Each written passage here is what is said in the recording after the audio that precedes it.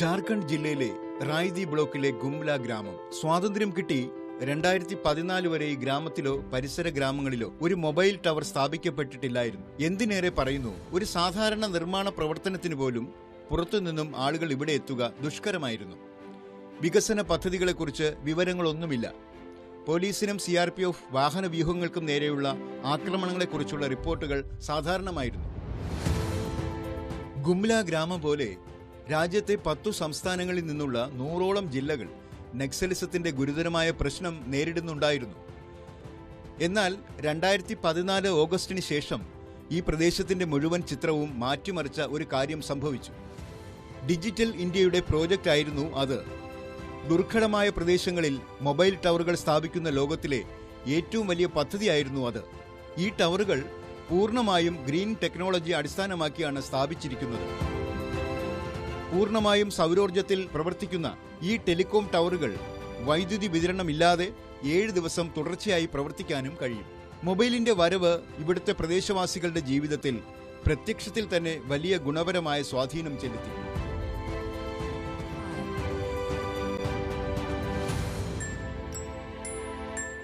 घर का कोई परिवार बाहर में है, वो कब आ रहा है, जब आ भी रहा है तो कैसे आ रहा है, कहाँ पहुँचा, फिर ठीक है कि बीमार है, उसको जानकारी लेते हैं. कोई एक्सीडेंट हो गया, कुछ भी हुआ तो हम लोग तुरंत खबर दे सकते हैं. चाहे किसी को बीमार पड़ जाते हैं तो डॉक्टर से भी हम लोग तुरंत बात कर सकते हैं. चाहे कि सरकारी योजना का भी कोई खबर देना रहता है तो हम लोग तुरंत दे सकते हैं. कहीं आना या जाना रहा तो घर में हम लोग सूचित कर पाते हैं. हम लोग को जाना पड़ता था उधर जंगल तरफ बात करने के लिए, और उधर भी नेटवर्क नहीं रहता था. कहाँ घूम घूम कर बात करते थे, और अभी तो नेटवर्क आ गया तो घर में ही बात करते हैं. മൊബൈൽ ടവറുകൾ സ്ഥാപിച്ചതിനാൽ ഈ പ്രദേശങ്ങളിൽ പട്രോളിംഗ് നടത്തുന്ന പോലീസുകാർക്ക് ഉന്നത ഉദ്യോഗസ്ഥരുമായും കുടുംബാംഗങ്ങളുമായി ബന്ധപ്പെടാൻ ധാരാളം സൗകര്യങ്ങൾ ലഭിച്ചു. टावर नहीं होता था तो हमारा कंपनी हेडक्वार्टर चाहे बटालियन हेडक्वार्टर पे बात नहीं हो सकती थी, जिसके वजह से काफ़ी परेशानी होती थी. हफ्तों भर 15 दिन तक बात नहीं होती थी तो घर के लोग नाराज रहते थे, कहाँ है मेरा लड़का नहीं है. വടക്കുകിഴക്കൻ സംസ്ഥാനങ്ങളിൽ ഡിജിറ്റൽ ഇന്ത്യക്ക് കടന്നു ചെല്ലാൻ ഏറ്റവും ബുദ്ധിമുട്ടുള്ള മേഖലകൾ അരുണാചൽ പ്രദേശിലായിരുന്നു. എന്നാൽ മൊബൈൽ എത്തിയതിനു ശേഷം ഇവിടങ്ങളിൽ ജീവിതം മുമ്പത്തെക്കാൾ എളുപ്പമായി. ഈ ഗവേണൻസ് ജനങ്ങൾക്ക് പ്രാപ്യമായിരിക്കുന്നു. സർക്കാരും പൊതുജനങ്ങളും തമ്മിലുള്ള അകലം കുറഞ്ഞു. ആളുകൾ അവരുടെ പ്രിയപ്പെട്ടവരുമായി കൂടുതൽ അടുക്കുന്നു. अभी एक डिलीवरी केस है तो पासगढ़ पर फोन करता है तो वहाँ से एम्बुलेंस भेज देता है हम लोग. ऐसा में बहुत सुविधा हो गया हम लोग का. फोन आने से हमारा अभी ऐसा पैदा होता है जैसे कि होलसेलर से हम सामान मंगाने से भी अभी पटक के यहाँ आ जाता है गाड़ी में. जो फोन नहीं था हम खुद जाना पड़ता है. ये टेलीफोन आ गया है तो मोबाइल फ़ोन आ गया है तो हम लोग आराम से घर में बैठ के हम लोग अपना दूर दूर का रिश्तेदारों से बात करता है. हम लोग का दादी लोग बीमार होने से, बेटी लोग बीमार होने से हम लोग फ़ोन करता है डॉक्टर को. डॉक्टर भी प्यार से आ जाता है. फ़ोन जब कभी दिक्कत होगा तो हम लोग फ़ोन से बुला लेते हैं. तो ऑफिसर को तो बुला नहीं पाता है, लेकिन पुलिस और मेडिकल सीधे अपना परिवार होगा तो फ़ोन से बुला के मेरा ऐसे ऐसे तकलीफ़ है तो आपका गाड़ी घोड़ा है, आप आइए.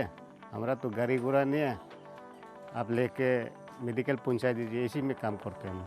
मोबाइल में ऐसे बात करके बुलाते हैं. നോർത്ത് ഈസ്റ്റിലെ കണക്ടിവിറ്റിക്ക് ശേഷം ആൻഡമാൻ നിക്കോബാറിലെ ഒപ്റ്റിക്കൽ ഫൈബർ സൗകര്യത്തിലും ജമ്മു കാശ്മീർ, ലഡാക്ക് എന്നിവിടങ്ങളിലെ 354 അതിർത്തി ഗ്രാമങ്ങളിൽ ചുരുങ്ങിയത് ഒരു ടവർ ഉറപ്പുവരുത്താൻ ഇപ്പോൾ ശ്രദ്ധ കേന്ദ്രീകരിച്ചിരിക്കുന്നു. ഡിജിറ്റൽ ഇന്ത്യ മിഷന്റെ വലിയ വിജയമാണിത്. डिजिटल इंडिया यानी सबको अवसर, सबको सुविधा, सबकी भागीदारी. डिजिटल इंडिया यानी सरकारी तंत्र तक हर किसी की पहुंच. डिजिटल इंडिया यानी पारदर्शी, भेदभाव रहित व्यवस्था और भ्रष्टाचार पर चोट. डिजिटल इंडिया यानी तेजी से लाभ, पूरा लाभ. डिजिटल इंडिया यानी मिनिमम गवर्नमेंट, मैक्सिमम गवर्नेंस. തെരുവ് കച്ചവടക്കാർ പോലും ബാങ്കിംഗ് വ്യവസ്ഥയുടെ ഭാഗമാകുമെന്നും അവർക്ക് വായ്പകൾ ഇത്ര എളുപ്പത്തിലും പലിശക്കുറവിലും ലഭ്യമാകുമെന്നും ഇതിനു മുൻപ് ചിന്തിക്കാൻ പോലും കഴിയുമായിരുന്നില്ലല്ലോ. സർക്കാർ പദ്ധതിയുടെ ആനുകൂല്യം ഇത്ര എളുപ്പത്തിൽ ലഭിക്കുമെന്ന് രാജ്യത്തെ വയോധികർക്കും കർഷകർക്കും മുൻപ് സങ്കല്പിക്കാൻ സാധിക്കുമായിരുന്നു.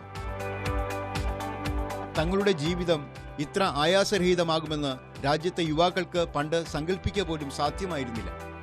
എന്നാൽ കൊറോണ മഹാമാരിയുടെ സമയത്താണ് ഡിജിറ്റൽ ഇന്ത്യയുടെ യഥാർത്ഥ അഗ്നിപരീക്ഷ നടന്നത്.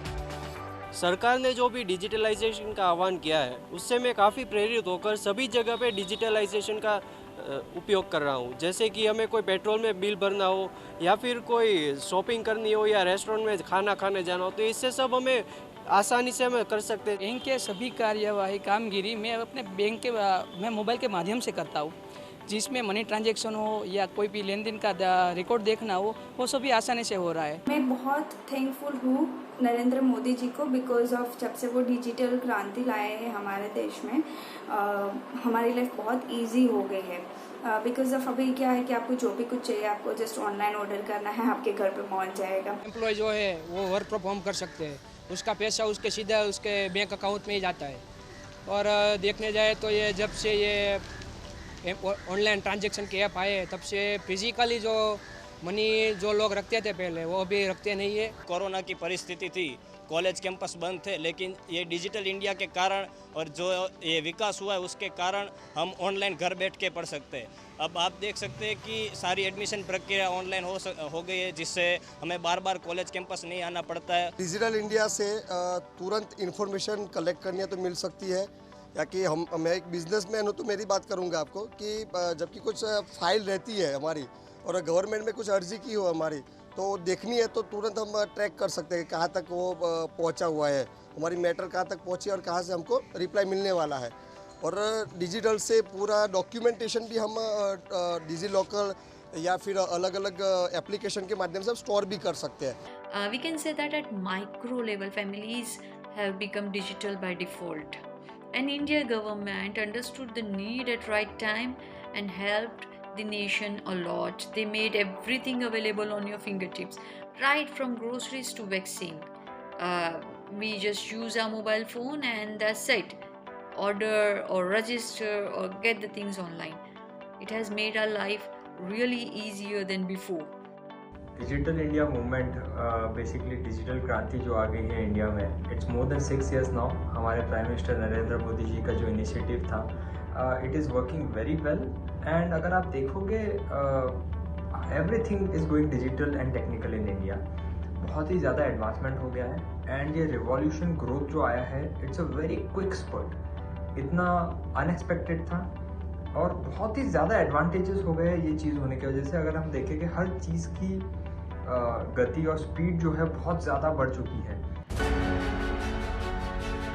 ലോകത്തിൽ ഏറ്റവും കൂടുതൽ ചെറുപ്പക്കാരുള്ള ഈ രാജ്യവുമായി സംവദിക്കാൻ സാങ്കേതികവിദ്യ ഒരുക്കുന്ന ഭൂമികയുടെ പ്രസക്തി 2001 മുഖ്യമന്ത്രിയാകുന്നതിന് മുൻപ് തന്നെ ഒരു അഭിമുഖത്തിൽ നരേന്ദ്രമോദി വ്യക്തമാക്കിയിരുന്നു.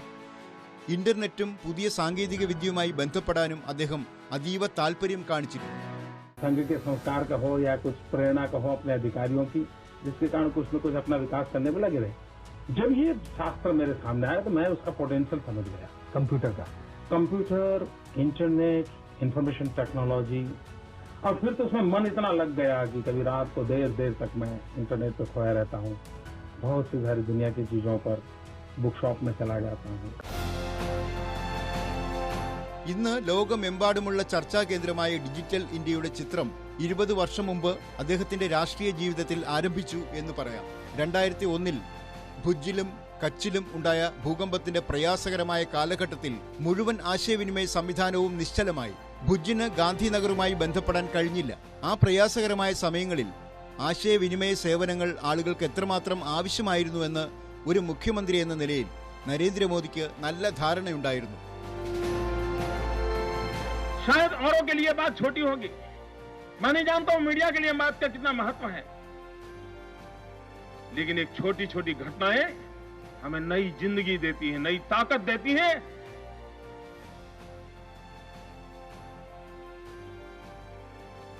इस भूकंप की विनाशिका में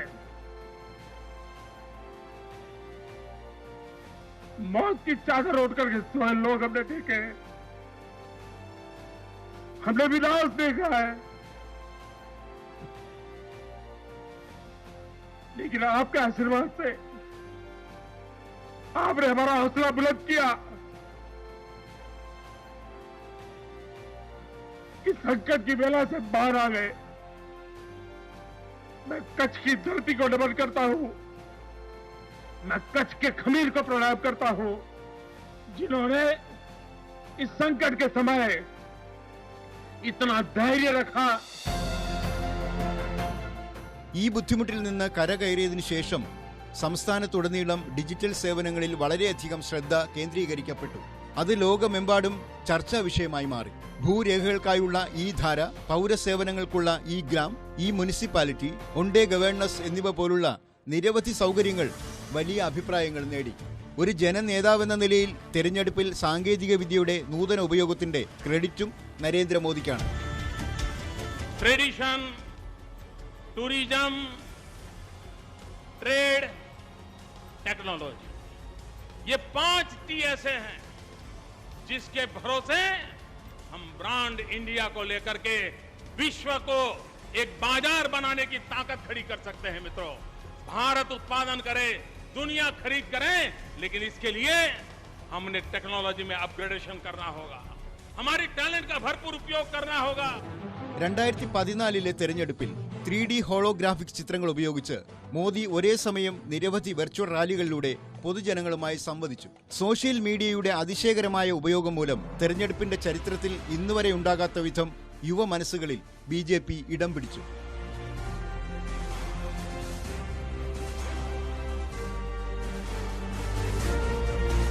പ്രധാനമന്ത്രിയായതിനു ശേഷം നരേന്ദ്രമോദി രാജ്യത്തെ ഏറ്റവും ജനപ്രിയനായ നേതാവ് മാത്രമല്ല, സോഷ്യൽ മീഡിയ പ്ലാറ്റ്ഫോമുകളിലൂടെ ലോകത്ത് ട്വിറ്റർ, ഫേസ്ബുക്ക്, യൂട്യൂബ്, ഇൻസ്റ്റാഗ്രാം എന്നിവയിലെ ഫോളോവേഴ്സിന്റെ എണ്ണത്തിൽ ലോകത്തിലെ ഒരു നേതാവും അദ്ദേഹത്തിനൊപ്പം സ്വാധീനം നേടിയിട്ടില്ല. പ്രധാനമന്ത്രി മോദിയുടെ ഓഫീസ് PMO ഇന്ത്യ എന്ന സോഷ്യൽ മീഡിയ ഹാർഡിൽ പിന്തുടരുന്നവരുടെ എണ്ണം പോലും കോടികളാണ്. സോഷ്യൽ മീഡിയയിലൂടെ പ്രധാനമന്ത്രി മോദി പൊതുജനങ്ങളുമായി നേരിട്ട് ആശയവിനിമയം നടത്തുക മാത്രമല്ല, ഫീഡ്ബാക്ക് അല്ലെങ്കിൽ നിർദ്ദേശങ്ങൾ സ്വീകരിക്കുന്നതിലും ഇത് വളരെയധികം ഉപയോഗിക്കുന്നു. ഒരു വിധത്തിൽ സാങ്കേതിക വിദ്യയും സോഷ്യൽ മീഡിയയും ഭരണനിർവഹണത്തിൽ വളരെ വിജയകരമായി പ്രധാനമന്ത്രി സന്നിവേശിപ്പിച്ചിട്ടുണ്ട്. ഇന്ന് ഡിജിറ്റൽ ഇന്ത്യ കേവലം ഒരു സർക്കാർ പദ്ധതി മാത്രമല്ല, ഒരു ജീവിത മന്ത്രമായി മാറിക്കഴിഞ്ഞിരിക്കുന്നു. ഈസ് ഓഫ് ലീവിംഗ് എന്ന കാതലിൽ പടുത്തുയർത്തിയ ഇന്നത്തെ ഇന്ത്യയുടെ ഭരണ മാതൃകയെ സംബന്ധിച്ചിടത്തോളം സാങ്കേതിക വിദ്യയാണ് ഏറ്റവും വലിയ ആശ്രയം. ഡിജിറ്റൽ ഇന്ത്യയുടെ മഹത്വം നമ്മുടെ രാജ്യത്ത് മാത്രമല്ല, അമേരിക്കയിലെ സിലിക്കൺ വാലിയിലും സുവ്യക്തമായി ഉയർന്നു. More than almost anywhere else. ലോകത്തിലെ മറ്റെവിടത്തെക്കാളും മികച്ച ഇന്നോവേഷന്റെ ചൈതന്യം ഇന്ത്യയുടെ DNA-യിലുണ്ട്.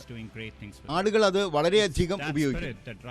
അതുകൊണ്ടാണ് ഇന്ത്യയുടെ ഭാവിയെക്കുറിച്ചും പ്രധാനമന്ത്രി മോദിക്കൊപ്പം പ്രവർത്തിക്കുന്നതിനെക്കുറിച്ചും ഞാൻ ആവേശഭരിതനാകുന്നത്.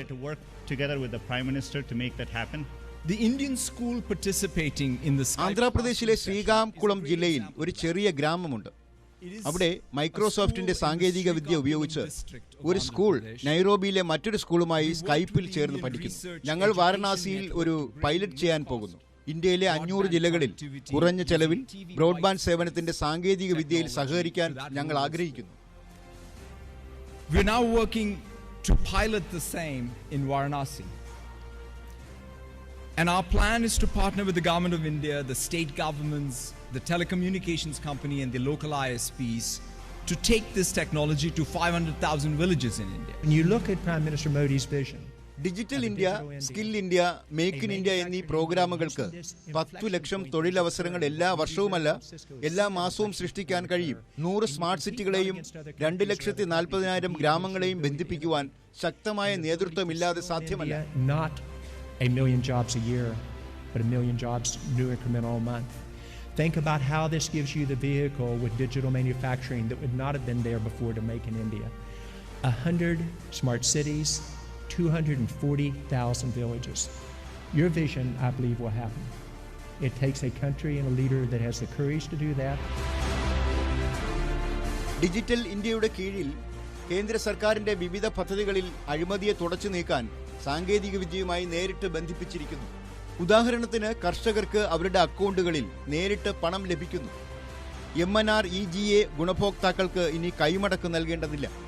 വയോജനങ്ങളുടെ പെൻഷൻ അവർക്ക് നേരിട്ടെത്തുന്നു. പേയ്മെന്റ് നടത്താനും മറ്റൊരാൾക്ക് പണം അയക്കാനും ഇന്ന് ഞൊടിയിടയിൽ സാധ്യമാണ്. ബാങ്ക് അക്കൗണ്ട്, മൊബൈൽ, ആധാർ അതായത് ജാം ഇക്കോസിസ്റ്റം എന്നിവ ഉപയോഗിച്ച് നേരിട്ടുള്ള ആനുകൂല്യ കൈമാറ്റത്തിലൂടെ ഇന്ന് സർക്കാർ സഹായങ്ങൾ 17 കോടിയിലധികം ഗുണഭോക്താക്കളിലേക്ക് എത്തിയിരിക്കുന്നു. देश में डिजिटल इंफ्रास्ट्रक्चर और डिजिटल ट्रांजैक्शन के लिए जो काम पिछले 6-7 वर्षों में हुआ है, उसका लोहा आज दुनिया भी मान रही है। विशेषकर भारत में फिनटेक का बहुत बड़ा आधार तैयार हुआ है। ऐसा आधार तो बड़े-बड़े देशों में भी नहीं है। देशवासियों का पॉजिटिव माइंडसेट फिनटेक सॉल्यूशन को एडॉप्ट करने की उनकी क्षमता भी असीम है। इसलिए ये आज भारत के युवाओं, भारत के स्टार्टअप इकोसिस्टम के लिए भी बेहतरीन मौका है। കഴിഞ്ഞ 5 വർഷത്തിനുള്ളിൽ ഡിജിറ്റൽ പേയ്മെന്റുകൾ ഒരു പുതിയ വിപ്ലവമായി മാറിയിരിക്കുന്നു. ഞൊടിയിടയിൽ മൊബൈലിൽ നിന്ന് പണം കൈമാറണോ അതോ എപ്പോൾ വേണമെങ്കിലും ബാങ്ക് ഇടപാടുകൾ നടത്തണമോ എല്ലാം വളരെ എളുപ്പമായി തീർന്നിരിക്കുന്നു. 80കളിലോ 90കളിലോ മണി ഓർഡറുകൾ വഴി പണം ലഭിക്കാൻ ഒരാഴ്ചയിലധികം എടുത്തിരുന്നുവെന്ന് വിശ്വസിക്കാൻ തന്നെ ഇന്ന് കഴിയില്ല. ഈ വ്യവസ്ഥ സ്വന്തമാക്കാനും ഇന്ന് സുഗമമായി കഴിഞ്ഞു. യുവ ഇന്ത്യയുടെ പ്രതിഭയുടെ കഴിവ് മൂലം 2021-ൽ ലോകത്തിലെ ഏറ്റവും വേഗത്തിൽ വളരുന്ന ഫിൻടെക് വിപണിയായി നമ്മുടെ രാജ്യം മാറി.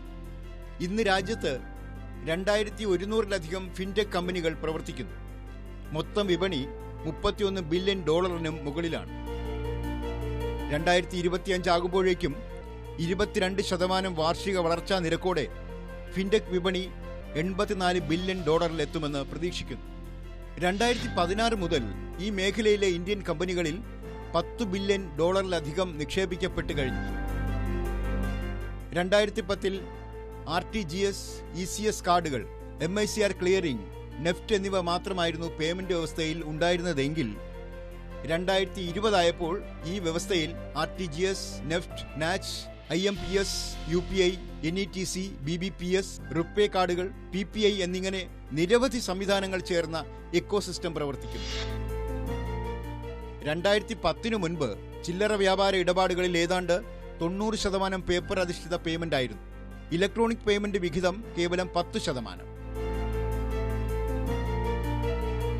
2020 ഇലക്ട്രോണിക് പേയ്മെന്റ് വിഹിതം 75%-ആയി വർദ്ധിച്ചു. കാർഡുകളുടെ വിഹിതം 1-ൽ നിന്നും 4%-ആയി വർദ്ധിച്ചു.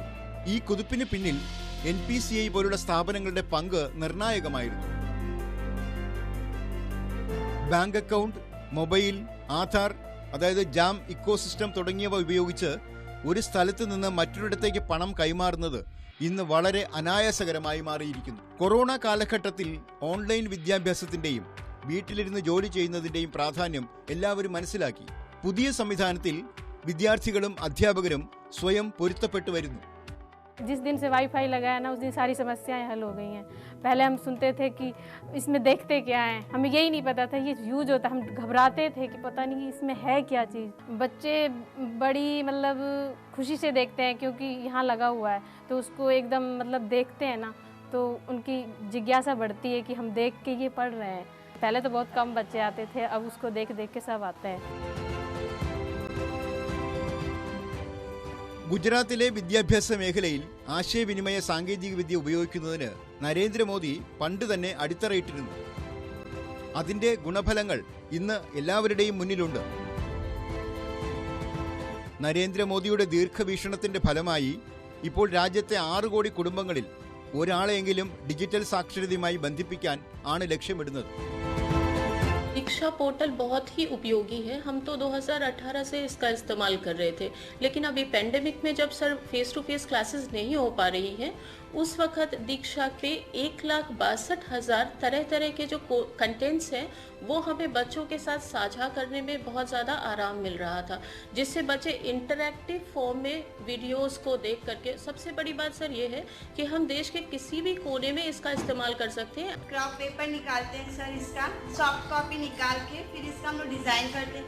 सर कंप्यूटर द्वारा हम लोग को हार्ड करता है, इसलिए हम लोग पहले इसको इस पेन से यूज़ करते हैं डिज़ाइन बना के, फिर इसका हम लोग सॉफ्ट कॉपी निकालते हैं। सॉफ्ट कॉपी निकालने के बाद हम लोग इसके कपड़े पर डिज़ाइन बनाते हैं, कपड़े पर डिज़ाइन बना के हम लोग फिर इसका डिज़ाइन करते हैं। सर ये जड़ी की डिज़ाइन हुई है। ഡിജിറ്റൽ ഇന്ത്യയുമായി ബന്ധിപ്പിച്ചുകൊണ്ട് ആരോഗ്യ സേവനങ്ങൾ കോടിക്കണക്കിന് ആളുകൾക്ക് പ്രയോജനം ചെയ്യുന്നു.